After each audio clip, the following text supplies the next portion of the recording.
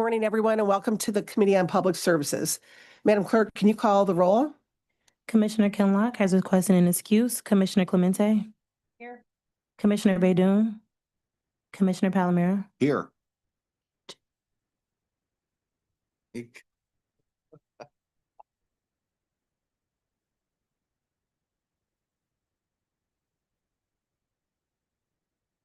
Here.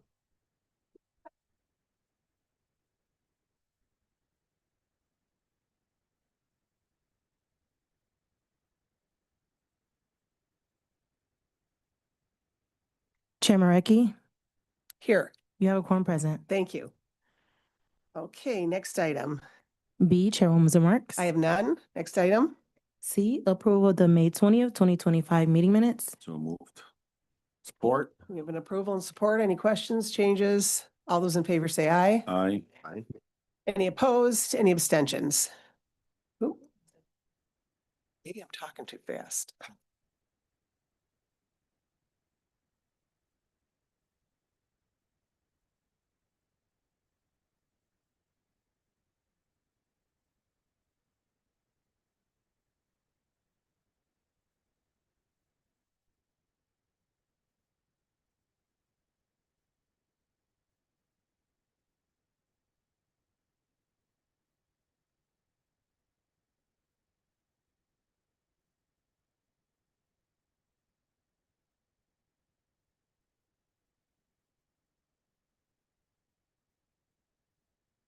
D, unfinished business. There is none listed.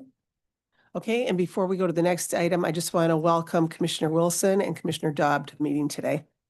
Next item. Item 1, under new business, forwarding the April 2025 report of all complaint calls made to 1-888 road crew. All right, any questions on this, comments? We're going to take everything at the end. We don't have our tablets today, so we'll do a roll call at the end of the agenda. Next item. Item 2, requesting commission approval of a contract with the Michigan Department of Transportation for road improvements along Middlebelt Road from Joy Road to Plymouth Road in the city of Livonia. All right, this is MDOT. It's pretty cut and dry. Any questions on this? All right, next item. Item 3, requesting commission approval of a 3-year purchase order with 2 one-year options to renew with Truck and Trailer Specialties for Scorpion attenuator parts for the Department of Public Services Equipment Division. Okay, Act 51 monies. Any questions on this one? All right. Next item. Item 4, requesting commission approval of the proposed sewage disposal rates for the Rouge Valley Sewage Disposal System. Okay, is there someone here on this item?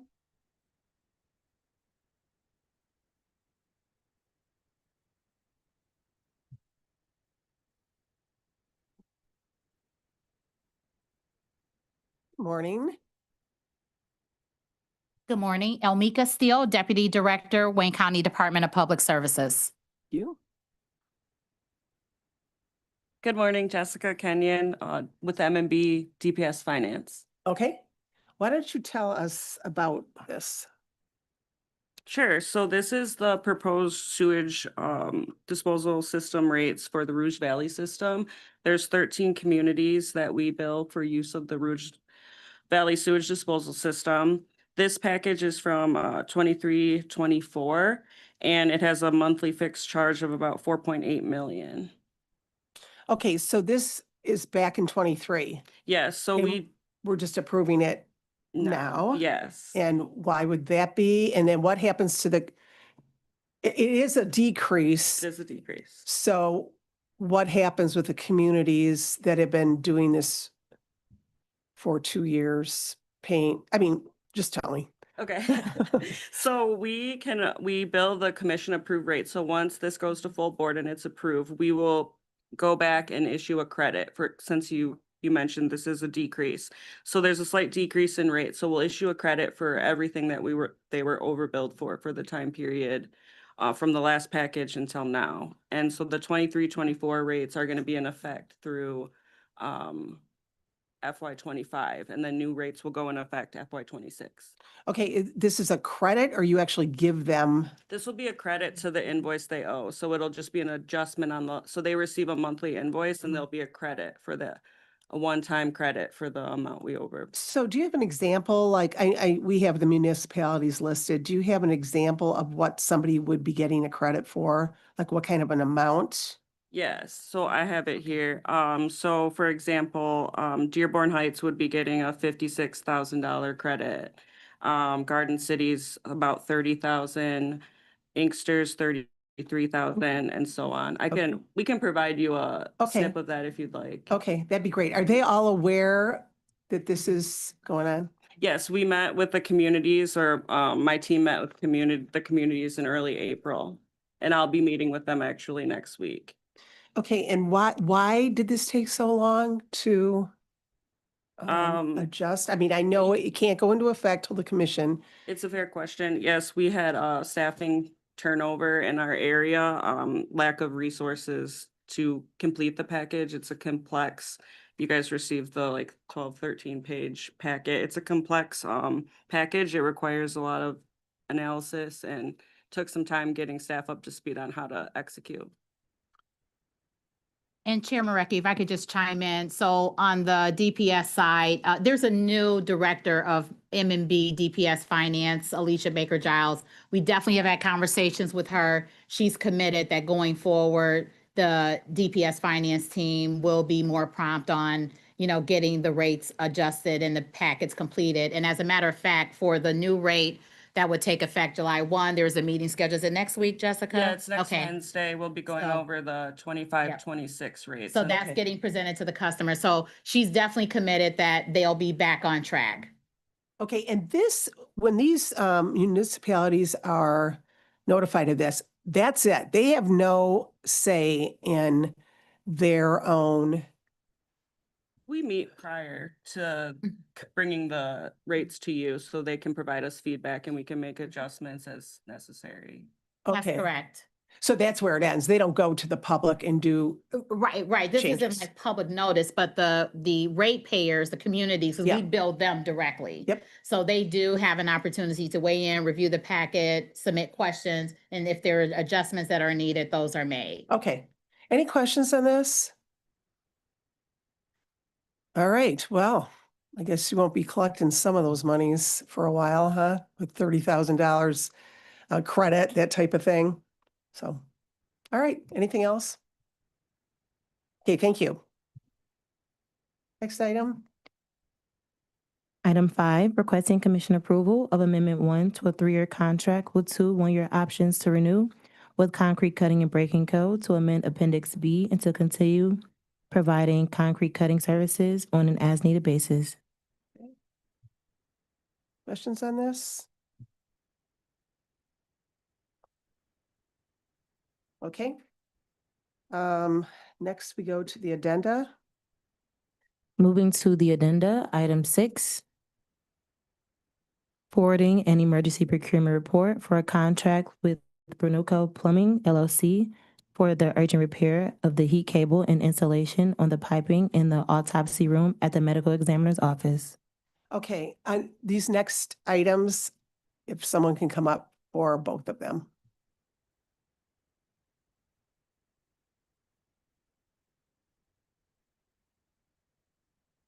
Morning. Good morning. Gregory Hurst, Director of Facilities Management and Planning. I have to figure out how to work this. Just lightly touch it. Good morning. Ferdy Williams, Senior Capital Projects Executive for Okay. Facilities. Good morning. Arthur Walker, Procurement Director, Management and Budget Department. Okay, so you're here for both these items, correct? Facilities is here for number 6. Okay, not for number 7. All right. Okay, tell us about this and well, start with this. Sure. Start going. To the chair, I'll start with this one. So happy to report that this is actually, we consider kind of a gateway project to allow us to do some of the much needed renovations at the medical examiner's office. When I came on board in '23, one of the larger projects that we had and that we are currently working on are the renovations that have been, much needed for the MEO building. And one of the things that kind of held us back from conducting a lot of those renovations, or the major part, was the issue of taking care of what we had were potential freezing pipes in the operation room where the autopsies take place. As a matter of fact, a couple of years ago, it was thought that we would have to shut down operations and maybe even find a site off-site to conduct those operations, or even up to building an annex to keep Wayne County's operations for autopsies going while we renovated the building. One of the things that we did, and that's where this is going to tie into, is when Ferdy came online in the department, we basically got a second opinion on, do we need to shut down the operations in that space in order to fix the problems of freezing pipes that we had in extreme temperatures previously during the winter. The good news is we were able to find a company to come in and do an analysis and actually help guide us to a solution, so that we don't have to, at this point, we're moving forward with not an annex space for us to conduct autopsies. So this was, in our opinion, it was an emergency, because we knew we were entering the winter season, the freezing seasons, and once you get to those negative temperatures, we were at risk of pipes freezing. Therefore, we could have had a potential shutdown, which we could not afford. And so what I'll do is I'll turn it over to Ferdy to kind of discuss the timeline and how we got Bernoco involved and where we are and why this is here with you today. Thank you. So we brought in, we brought in Bernoco because they had a strategy of repairing the pipes within the wall without shutting down operations. And it was a phased approach where they would shut down there was 8 stations that was impacted by these freezing pipes. And their strategy was to shut down each station completed before moving on to the next, which allowed operations to continue on the other stations. And so this took 5-6 weeks to complete. That work is done. Everyone is happy and satisfied, and I think we saved money, but not building this addition for operations. But we also allowed the autopsy staff to continue their work, and they're pretty happy with the space. Okay. So usually we don't see an emergency procurement with something like this unless it's an emergency.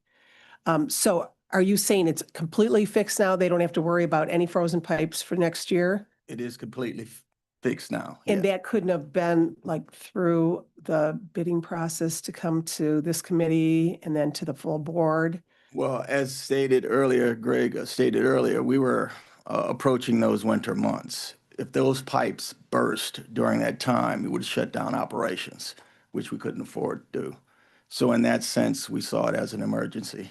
Okay. And so, if I may, there's another component. And when I said we had a company come in, we were working with previously with an architectural firm where we were advised that we would need to have the annex or find an additional space.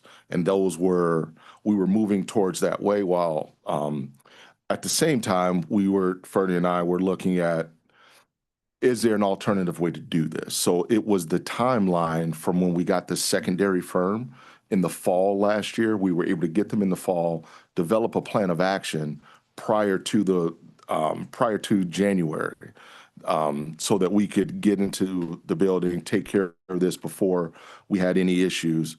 It was so to avert a potential freezing, which we've had before. We decided this would be an emergency, and at the time, we could not go through the normal procurement process and to move forward without risking going through the winter months, through those freezing months of December, January, February, and early March. So how many years has this freezing pipe issue been going on in the coroner's building?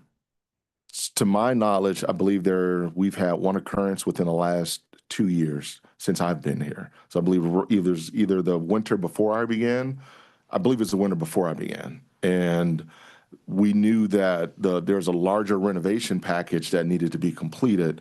However, that was paused because it was, like I said, it was the understanding at the time was that this work could not physically be done without shutting down the entire area. So our issue is, depending on where that freezing point could have happened, it could have shut down one to all of the stations, and we didn't want to risk to have those operations shut down with us being the only medical examiner's office for the county. Okay. All right. Just like I noted, we usually see something that's like truly an emergency that comes through us for an emergency procurement. But go ahead. Oh, yeah, I was going to call on legal counsel and ask for her input. So through the chair to this honorable body, while we can appreciate the urgent nature of wanting to fix and avoid a flooding or pipe bursting, you have delegated authority under the procurement ordinance to avoid, as far as emergencies, in an effort to address emergencies, right? Not to anticipate something that could happen and then go out and avoid the normal process. That is not the intent of the ordinance, and this is the first time that I'm aware of that it's been used in such a manner. So it does not appear, and I'm of the opinion that that is not the intent behind the ordinance, and that was not an appropriate use as far as an emergency. Again, understanding is important, but there are other methods as far as immediate consideration and other things that potentially could have been done to speed up that time frame. But emergency procurements are not intended to say something might happen. I mean, the county is responsible for a lot of responsibilities, whereas environmental roads where things could happen, but those are not emergency procurements. An emergency is when it occurs and we have to immediately address it, and you cannot come to this body in an effort to do so because we want to avoid catastrophes, life, property, whatever. So in this instance, the anticipation of something could happen was not a qualification for an emergency procurement in this instance. So this should have come through some other process. And again, there are other ways to speed up that procurement process. The purchasing director could have avoided RFPs and done some other things potentially to actually get this addressed. But in this instance, because the pipes had not burst, there was no real emergency to address, and this should have not have been an emergency procurement. Okay, thank you. And something like an immediate consideration might have been a little bit more appropriate with something like this. Right, or even potentially, depending on the nature of what it was, maybe even an exigent approval because, you know, something is because you want to avoid, well, I don't even know if that would have qualified, so don't let me say that. But yes, I think there could have been potentially other ways like immediate consideration to speed up that process in an effort to address this type of situation. Okay. Did you have a question, Melissa? So I guess you see where we're coming from here. So hopefully, if anything like this happens again, something can be done like differently, because we have to receive and file this as it is right now. So just for your information and how we think. So, Commissioner, if I may. Sure. Mr. Hurst and his team did present those facts to me, and I did consider the situation to be a dire situation.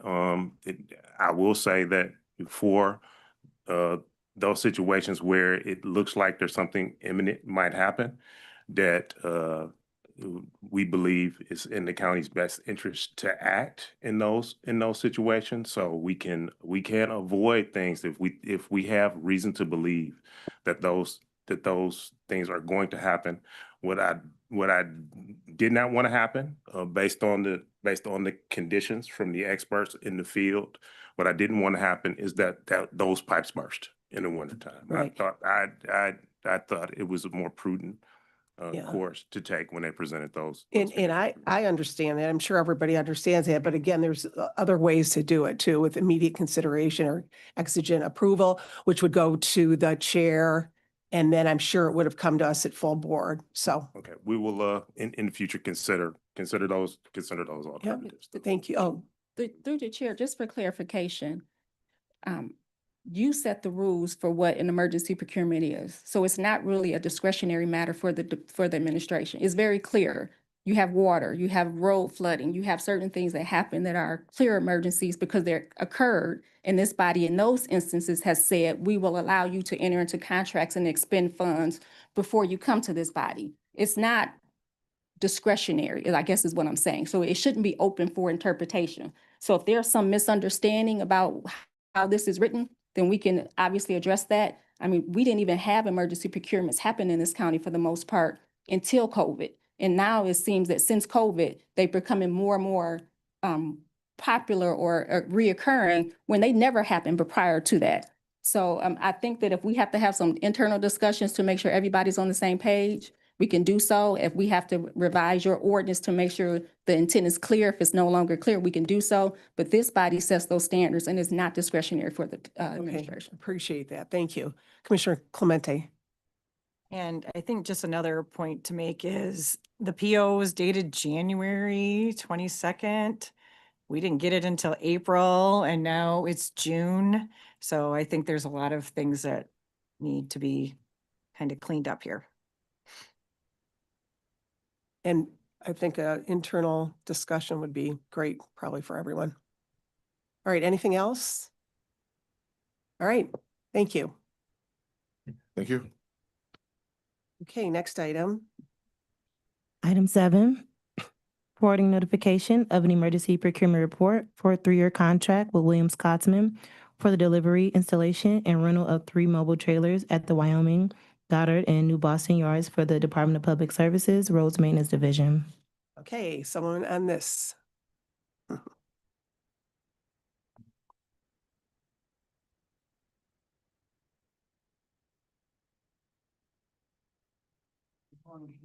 Good morning.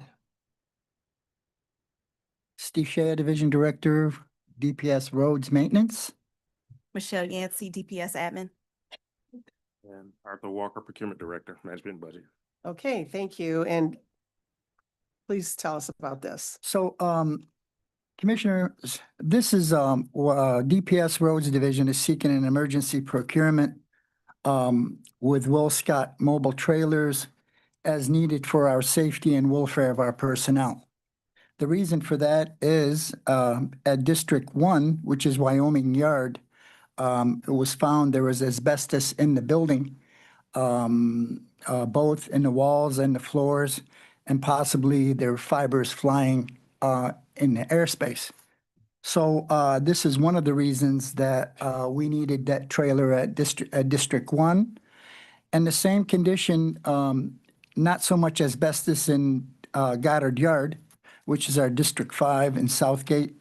The building over there, I guess it's aging building. The roof is leaking on the west side of the building. It's not very good condition. There is no heat in that. So this is a major concern for us and the welfare of our personnel. And the third one is over in New Boston Yard, where exists an old 1980 mobile trailer that's in disarray, falling apart, no heat, no weatherproof, leaking through that. It's a hazard working conditions for our personnel. So we decided to go ahead to try to rent these mobile trailers to house our personnel in there until we can go ahead and get and complete the fixes regarding all 3 sites. Okay. Does anybody want to ask a question before I start? Okay, it looks like from our, wait, did someone say yes? Oh, it looks like from our information that the PO wasn't issued till March 26th of 2025. Yes. However, there were 3 dates that were mentioned, the 3 incidences that you mentioned. So it was April of 2024, June of 2024, in the fall of 2024, and the PO wasn't done till March of 2025. So my question is if all these problems were identified, why was this an emergency procurement? I mean, there was plenty of time to do the trailer thing and go Well- forward with that. So that's my question. So from an Does that- emergency point of view, Mhm. if you have asbestos fibers, Mhm. which is very dangerous to the public health as well as our employees, so we had to actually act real quick in getting something in place, but that takes time, we sealed up the entire second floor up in the District 1, but there still is opportunity of fibers flying around. So it was still a concern, a hazard concern. So, and also, I will mention that this happened under different leadership in the past when we did the paperwork. Now that we have new leadership in place, we're able to move it forward. Okay, yeah, I guess my point is if somebody saw asbestos and got the trailer the next morning, but that's not That's not happening. by Had any to go means. through So that. again, it's kind of like the last item. Does anybody else want to put their thoughts in, Michelle? My main concern is, Yeah. Commissioner, is the health and safety of our people. And we tried to act as quickly as we can. As you know, sometimes these things take a while to put the paperwork through, to go ahead and solicit the trailers, and has to go through procurement, and we had to create quotes. And I mean, we acted as fast as we can. Right, and I guess that's the problem with some of this is with the discussion of the last item. Yeah. Same thing, it's a long time before the emergency was taken care of. And like Felicia has mentioned, usually an emergency is a flooding that happens on a road and we need something that day to get in. And if you would like to put any more into this. I will. Felicia. And I think that's part of the problem. We don't want to mitigate the harmful nature of asbestos, or you saying that walls or mold or something to that nature. But when it takes a year or 6 months to address it, then it's hard to know how it fits within your authorization of emergency because it took a year or 6 months. If it was a true emergency, you don't need quotes. You don't have to do all of the paperwork, and that's the point of it. You go out, you pick a vendor, you get a trailer within 2 or 3 days, and you get the staff out if it's truly harmful to their health. It doesn't take a year or 6 months. If it took a year or 6 months and you had time to get quotes, you had time to go through a regular process to come to this body in order to seek approval. But I think what's more problematic in this instance is that they did a 3-year contract. Your emergency authorization is to address that immediate need and concern. It is not a long-term plan to enter into a 3-year contract without commission approval. It should have been a very short-term item, or better yet, the usual process with a 3-year item, right? That we could have sped up through processes, other avenues within the ordinance. But if it was truly an emergency, get a quick 6-month lease or something, and then come to the commission for authorization for your long-term needs. 3 years is nowhere near acceptable under the emergency procurement authorization. We've had this conversation with departments and procurement in the past with all procurements, even when they automatically set the fiscal year end date as September 30th. That is not the intent. The intent is to address the immediate need, the immediate emergency, and then come through the commission for the long-term fix or plan. So this, in my opinion, violated the ordinance on several ways, because again, if it was urgent, it should have been immediately addressed. But if you can wait a year, you had time to come to this body. If you can wait 6 months, you had time to come to this body. If it was a 1980s trailer, well, you knew for a long time that you needed a trailer, you could have had time to come to this body. But more importantly, even if you determined something happened where you couldn't, to do a 3-year contract under emergency procurement is nowhere near the intent of the ordinance or authorization that you give procurement in order to issue items without your approval. So anybody else, procurement, do you have anything to add? I will acknowledge that that's a long time for the rental of the trailers. I will say, in terms of the asbestos, at the time that the emergency was presented to procurement, the situation was that there was asbestos there. So there was a need to act in that sense. It doesn't excuse past actions, but it is the situation as presented. And Yeah, we except do it took have over a year to really get it settled anyway, so everybody was in there, or they were working on that, but I just think there needs to be some communication between our legal staff and whoever, procurement or departments or something. So, I mean, we have two of these today, which is, I've never seen anything quite like this. So, I know Felicia's Madam Chair. willing to be part of that. Yes. My apologies. Nellie Lee from Corporation Counsel's office. My apologies for not appearing in person today, but thank you for providing the Zoom link. I wanted to just say a few things when the opportunity is available regarding these emergency contracts. Okay, go ahead. Okay, thanks. Corporation Counsel's office as well as Commission Counsel have had discussions, especially with these two contracts before you today. We are working with the stakeholders to fully understand the strict parameters of an emergency contract and to explore just what Ms. Johnson had indicated, that there are other avenues other than emergency contract.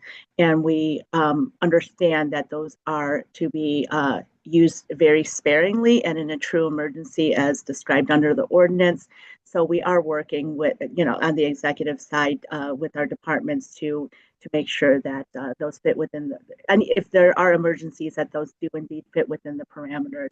And we'll continue to have conversations on our side as well as with Commission, who has been a great partner in this. So I just wanted to assure the Public Services Committee that we understand the questions that these two contracts raise, what the lessons learned, and moving forward, that we will make sure that we stay within those parameters and keep the conversation going. Okay, thank you. Thank you for joining us. Thank Sir. you. I appreciate the opportunity to speak. Yeah, thank you. Felicia, do you have anything else to say? Commissioners, anything? Okay, well, thank you. Thank you. Thank you. All right, next item. We need a motion for items Yes. 1 through 7, with items 1, 6, and 7 being received and filed, and 2 through 5 approval items. Motion. I'll make the motion. Support. All right, we have a motion to approve the items to move on to full board and support. Any other comments before we vote? Okay, Madam Clerk, would you call the roll? Commissioner Clemente, Yes. Commissioner Baydun, Commissioner Baydoun just left, temporarily left for a second. Just noticed that. 3. Hold on.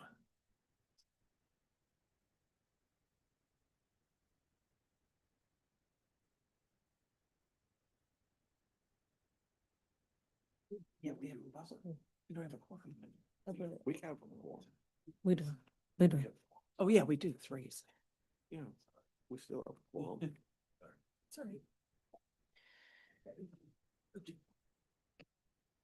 Okay, we made a motion for items 1 through 7, and we're going through the votes. Commissioner Baydun, Yes.